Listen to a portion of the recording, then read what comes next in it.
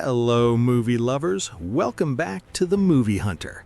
Today, we're stepping back into Middle-earth with some massive breaking news. Warner Bros. Just dropped a huge official announcement on Tolkien Reading Day, March 25th, the exact in-universe date The One Ring was destroyed, and it's a brand new live-action Lord of the Rings movie. Picture this, the legendary team behind the original trilogy is reuniting. Tom Bombadil and the spooky Barrow-downs are finally heading to the big screen, and we're getting a story that dives into the untold shadows of the early Fellowship adventure. But there's a twist that's already setting the fandom on fire.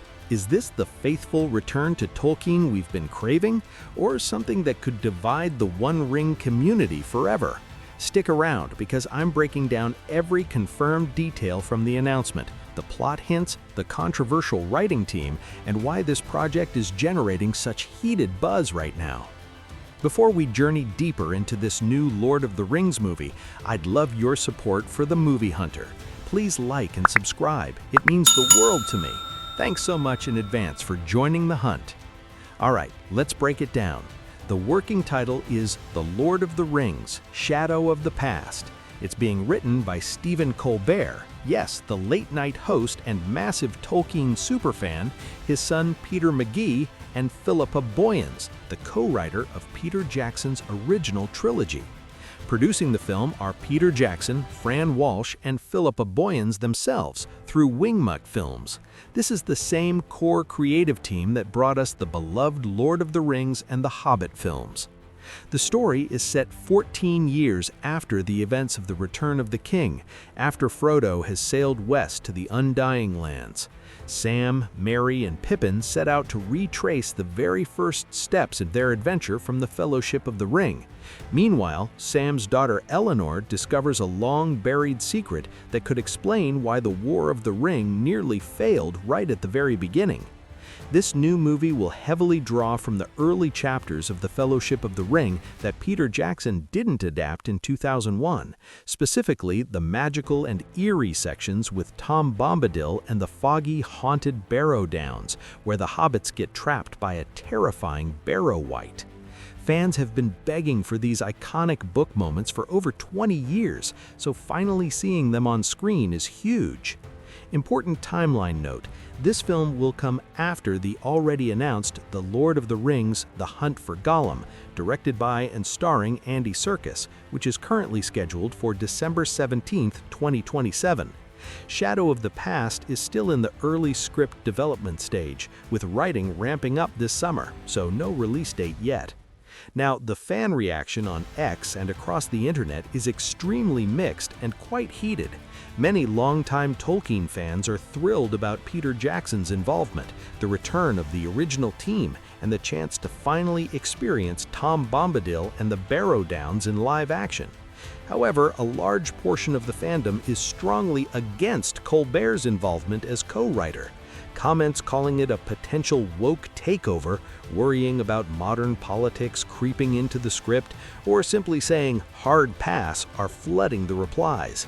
Others are skeptical about the framing device with Elanor and the hobbits revisiting their past, preferring strict book fidelity with no new additions. Whether you're excited or concerned, there's no denying this announcement has generated massive buzz and is already one of the most talked about movie reveals of 2026. Now, let's hear it from them. Let's see what Peter Jackson said in the announcement and how exactly Colbert explained their plans. Well, hi everybody. I thought it was time to give you all a Hunt for Gollum update, the first of many that we'll do, little blogs along the way. And Andy Serkis has been busy designing the film. He's going to direct it and obviously play Gollum. We've got a lot of the old team back again, familiar faces and some new faces. But Andy's doing a terrific job. It's looking amazing. The script is coming together really well, and I think it's going to be a really good film, a really good film. But that is not the only Tolkien movie that we're developing. We've actually got another film that we'll be making after Hunt for Gollum. So I thought I should tell you a little bit about that. Actually, why don't I get somebody else to explain it? Because we've got a very special partner that we're working with, and you can see for yourself. Hang on. There we go. Hello. Hi, Peter. Hey, Stephen. Hi. How are you? How are you doing? Good. I like all your Tolkien stuff on the wall there. That's that's hard. Oh, thanks. This is just part of the collection. So I was just explaining to the folks about the next Tolkien movie after Hunt for Gollum, and the fact that we've partnered up with you to develop the script. So Yeah, I'm pretty happy about it. Shall I tell people what the story is? as much as you want. Yep. I will, Yep. as much as I can. You know what the books mean to me and what your films mean to me. But the thing I found myself reading over and over again were the 6 chapters early on in the Fellowship that y'all never developed into the first movie back in the day. It's basically, the chapter is Three's Company through Fog on the Barrow-downs. And I thought, oh, wait, maybe that could be its own story that could fit into the larger story. Could we make something that was completely faithful to the books while also being completely faithful to the movies that you guys had already made? And I started talking it over with my son, Peter, who's also a screenwriter. And we worked out what we thought would work, especially as a framing device for that story. And it took me a few years to scrape my courage into a pile to give you a call. But about 2 years ago, I did. You liked it enough to talk to me about it. And ever since then, the two of us have been working with the brilliant Philippa Boyens on how to develop this story. And we recently took it to Richard Brenner at New Line and Pam Abdy and Mike DeLuca at Warner Brothers. And I could not be happier to say that they loved it. And so that's what we're going to be working on. Fantastic. Now, are you sure you've got the time, though? Because, That I did not think I would have the time. As much as I love it, I knew I couldn't do that and do the show at the same time. But it turns out I'm going to be free starting this summer. well, isn't that fortunate? Isn't that a eucatastrophe right there?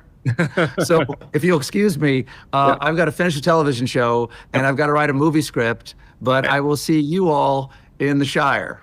Okay. Alrighty. Bye-bye. See you, Stephen. Thanks, Bye-bye. Peter. Bye-bye. So, fellow ring bearers, what do you think? Are you hyped to finally see Tom Bombadil on the big screen? Worried about Colbert's influence? Or do you just want pure, faithful Tolkien adaptation? Drop your honest thoughts, theories, and predictions in the comments right now. I read every single one. If you're as pumped or skeptical about this new Lord of the Rings movie as I am, smash that like button, subscribe to The Movie Hunter for more exclusive movie news, breakdowns, and Middle-earth updates, and hit the notification bell so you never miss a video. Thanks for joining the hunt today. May the road rise up to meet you. I'll see you in the next one. Keep hunting those blockbusters, and beware the Barrow-wights.